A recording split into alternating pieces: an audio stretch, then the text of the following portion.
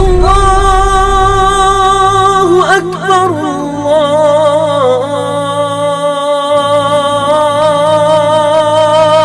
الله أكبر.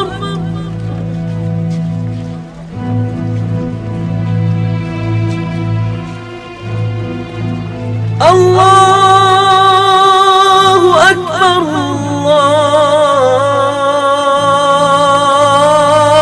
الله أكبر.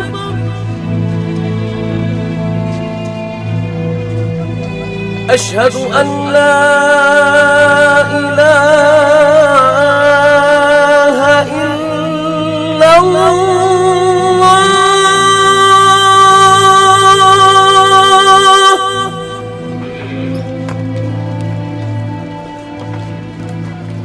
أشهد أن لا إله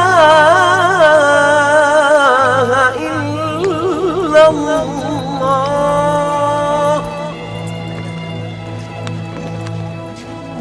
أشهد أن محمدًا رسول الله.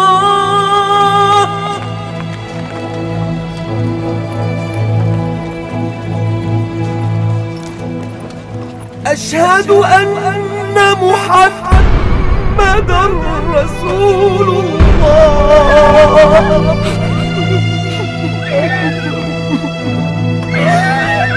حي على الصلاة.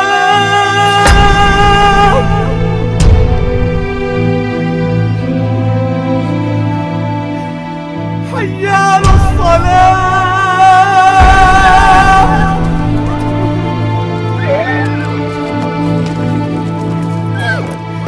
حي على الفلاح.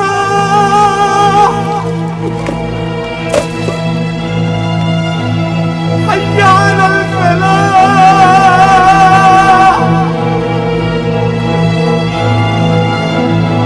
الله أكبر الله أكبر. لا إله إلا الله.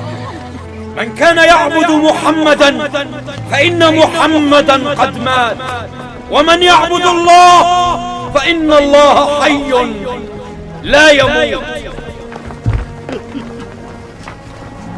هون عليك يا بلال، هون عليك. ونعم الرفيق الأعلى صاحبا للرسول يا بلال. فارقنا الحبيب يا أسامة، فارقنا الحبيب يا أسامة. هيا إلى الصلاة يا بلال، هيا إلى الصلاة. هي وصية رسول الله صلى الله عليه وسلم إلى يوم القيامة. هيا. جراح الأمة الثكلى تنادي فهبوا يا بني قومي أسود.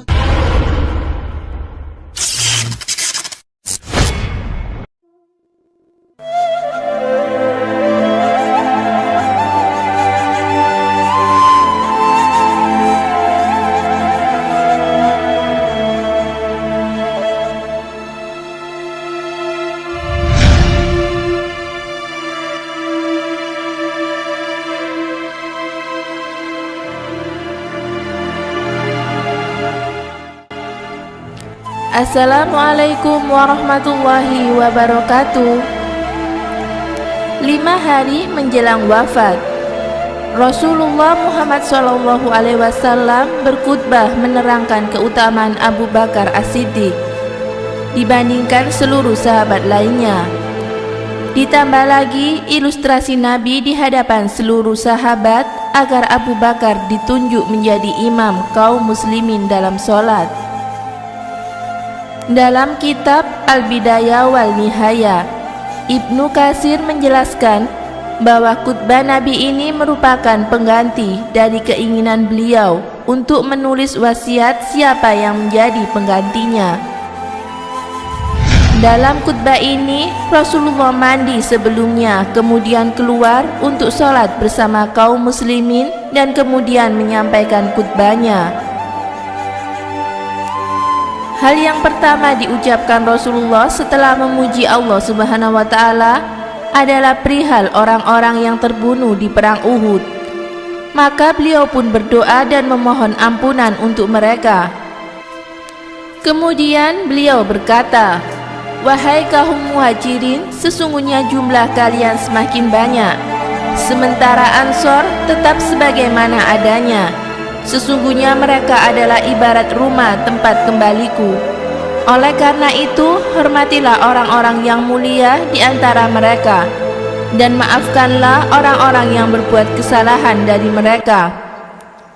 Kemudian beliau melanjutkan, "Wahai sekalian manusia, sesungguhnya ada seorang hamba yang disuruh untuk memilih antara kekal di dunia atau memilih apa-apa yang ada di sisi Allah Subhanahu wa Ta'ala. Maka ia memilih apa-apa yang ada di sisi Allah Subhanahu wa Ta'ala." Maka ketika itu hanya Abu Bakar yang paham dari sekian banyak para sahabat, dan beliau langsung menangis. Beliau berkata, "Tetapi kamilah yang menjadi tebusanmu, wahai Rasulullah, dengan diri kami, anak-anak maupun harta kami." Maka Rasulullah menjawab, "Sebentar wahai Abu Bakar, lihatlah ke arah pintu-pintu rumah yang mengarah ke masjid, maka tutuplah kecuali pintu Abu Bakar. Aku tidak pernah mengetahui ada seorang yang begitu mulia berteman denganku selain Abu Bakar." Imam Ahmad berkata, "Amir menyampaikan kepada kami," ia berkata, "Fulai menyampaikan kepada kami dari Salim Abu Nasar dan Bisri bin Sa'id. Dari Abu Sa'id, ia berkata, Rasulullah SAW pernah berpidato sebari berkata, sesungguhnya Allah menyuruh semua hamba memilih antara dunia dan apa-apa yang dijanjikan di sisinya. Maka hamba tersebut memilih apa-apa yang ada di sisinya." Abu Sa'id berkata, "Seketika itu Abu Bakar menangis, dan kami heran kenapa beliau menangis. Padahal Rasulullah hanya menceritakan seorang hamba yang diberi pilihan. Namun akhirnya kami paham bahwa sebenarnya yang dimaksud Rasulullah itu Abu Bakarlah yang paling alim di antara kami." Rasulullah SAW bersabda, "Andai saja aku diperbolehkan mengangkat seseorang menjadi kekasihku selain Robku, pastilah aku memilih Abu Bakar. Namun cukuplah persaudaraan Islam dan kecintaan karenanya. Maka jangan ada lagi rumah-rumah yang pintunya mengarah ke masjid, dan hendaklah ditutup kecuali pintu Abu Bakar saja." Imam Al-Bukhari juga meriwayatkan hadis ini dari jalan Abu Amin Ar-Akadi dengan sanad yang sama. Imam Al-Bukhari meriwayatkan dari jalur Abu Rahman bin Sulaiman bin Hanzalah bin Al-Ghazi dari Ikrimah dari Ibnu Abbas bahwa Rasulullah suatu hari keluar dalam keadaan sakit dengan mengikat kain di kepalanya yang ujungnya terjuntai di antara dua bahunya. Kemudian beliau duduk di atas mimbar, kemudian menyebutkan khutbah tadi. Di antara pesan wasiat beliau agar berbuat baik terhadap kaum Ansor, hingga akhirnya Ibnu Abbas berkata, "Itulah majelis dan khutbah terakhir Rasulullah." Dampak dari berita wafatnya Rasulullah. Imam Ahmad berkata, telah berkata kepada kami, Bas dia berkata, telah berkata kepada kami Hamad bin Salama, dia berkata, telah berkata kepada kami Abu Imran Al-Zuwaini dari Yazid bin Babnus, ia berkata, aku pergi berserta seorang sahabatku menemui Aisyah, dan kami minta izin untuk diperbolehkan masuk. Maka ia melemparkan untuk kami bantal tempat duduk. Kemudian ia menurunkan hijab. Setelah itu sahabatku berbicara, "Wahai Ummu Mukminin, bagaimana pandangan Anda mengenai Ira?" Ia berkata, "Apa itu Ira?" Maka aku menepuk punggung kawanku. Aisyah berkata padaku, "Berhentilah, kenapa engkau menyakiti saudaramu?" Kemudian ia bertanya lagi, "Apa itu Ira?" Yaitu tempat keluarnya darah haid. Maka jawabannya adalah sebagaimana yang diterangkan oleh Allah mengenai perempuan yang datang haid. Kemudian ia melanjutkan, "Pernah Rasulullah mendekapku dan memeluk kepalaku sementara pemisah antara aku dan dirinya hanyalah sehelai kain, padahal aku sedang haid." Aisyah melanjutkan, "Kebiasaan Rasulullah juga melewati pintu rumahku, beliau pasti akan mengucapkan kata-kata yang bermanfaat untukku. Suatu hari beliau melewati rumahku, namun tidak mengatakan apapun. Kemudian beliau lewat kembali dan tidak mengatakan apapun juga. Begitulah 2 hingga 3 kali. Maka kukatakan kepada pembantuku, letakkanlah bantal tempat dudukku di depan pintu. Kemudian aku mengikat kepalaku dengan kain. Tak lama kemudian beliau pun lewat. Rasulullah berkata, "Wahai Aisyah, ada apa denganmu?" Aku menjawab, "Aku merasa sakit kepala." Rasulullah berkata, "Namun kepalakulah yang lebih sakit." Kemudian beliau pergi, dan tak lama kemudian ternyata beliau dibawa pulang dalam keadaan digotong dengan kain. Kemudian beliau mengirim utusan dan berkata kepada para istrinya, "Aku sedang sakit keras dan tidak dapat lagi berkeliling ke rumah-rumah kalian. Maka izinkanlah aku agar dirawat di rumah Aisyah." Maka sejak itu aku merawatnya. Padahal tidak pernah sebelumnya hal ini kulakukan kepada seseorang pun. Suatu ketika, tak kala kepala beliau berada di atas pangkuanku, tiba-tiba kepalanya miring ke arah kepalaku. Aku mengira beliau ingin bersandar di kepalaku. Maka keluarlah dari mulut beliau setitik ludah hingga yang mengenaiku dan membuat aku menggigil.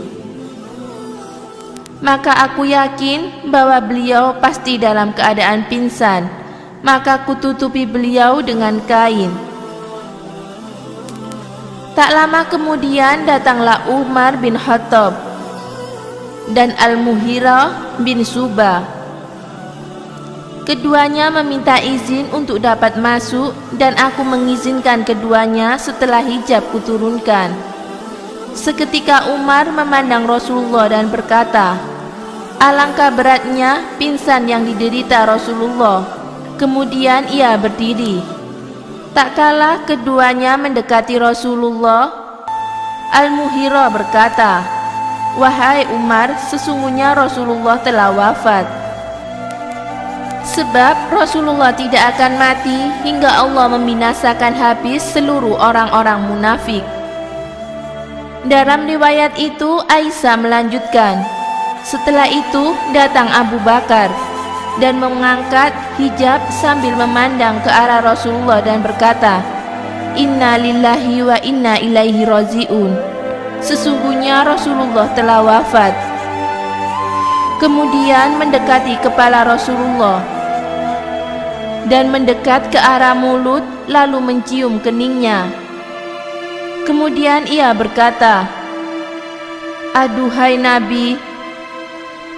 Kemudian dia mengangkat kepalanya dan kembali mendekat ke mulut Nabi serta mencium sambil berkata, "Aduhai pilihan Allah."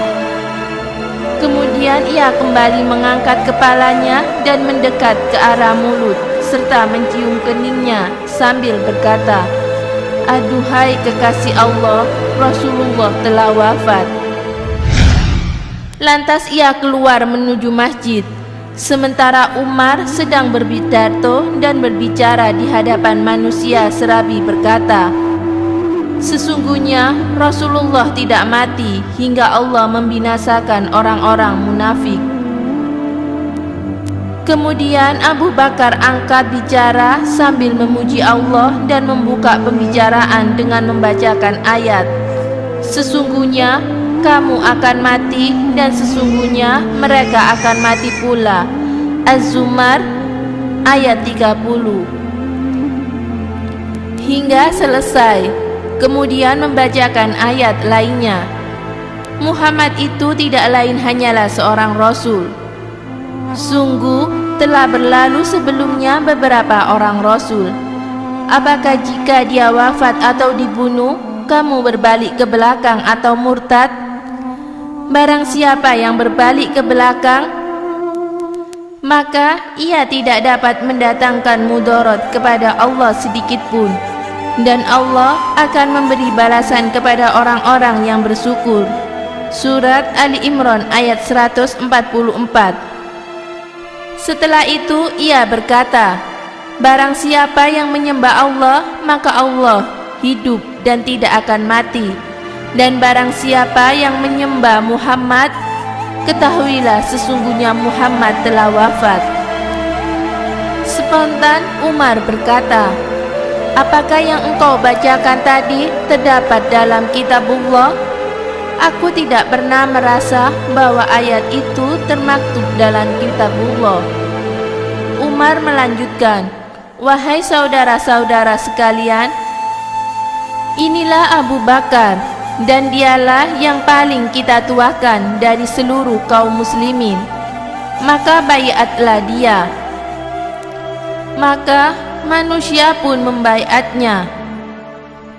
Az-Zuhri berkata, telah berkata kepadaku Sa'id bin Musayyib bahwa Umar berkata, demi Allah aku tidak sadar hingga aku dengar Abu Bakar membacakan ayat tersebut. Maka aku yakin bahwa itulah yang benar. Tanpa sadar aku pun jatuh terduduk. Kakiku tak kuat lagi menahan tubuhku. Maka yakinlah aku ketika itu Abu Bakar membacakan ayat itu bahwa Rasulullah telah wafat. Demikianlah kisah wafatnya Rasulullah SAW dan khutbah yang disampaikan beliau menjelang wafatnya. Semoga sholawat dan salam senantiasa tercurah untuk Rasulullah SAW, keluarga, sahabat, dan para pengikutnya. Wallahu a'lam bishawab.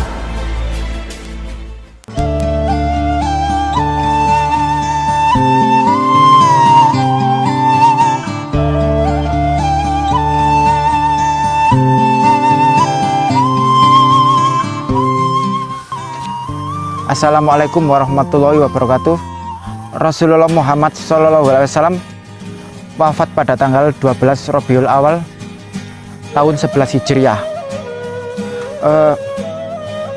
Rasulullah wafat pada usia 63 tahun di rumah Aisyah istri beliau. Rasulullah wafat dalam usia 63 tahun. Beliau berhasil menguasai seluruh jazirah Arab masuk ke dalam Islam. Bayangkan, dalam usia 63 tahun beliau mampu menyatukan seluruh jazirah Arab dalam pangkuan Islam. Hari ini usia 63 tahun, apa yang kita hasilkan? Dan Rasulullah adalah orang yang sukses dalam mengemban misi kenabian dan menyebarkan agama Islam ke seluruh jazirah Arab. Meski Rasulullah menjelang akhir hidupnya, beliau sakit panas demam selama 13 atau 14 hari, beliau sempat untuk menjalankan sholat.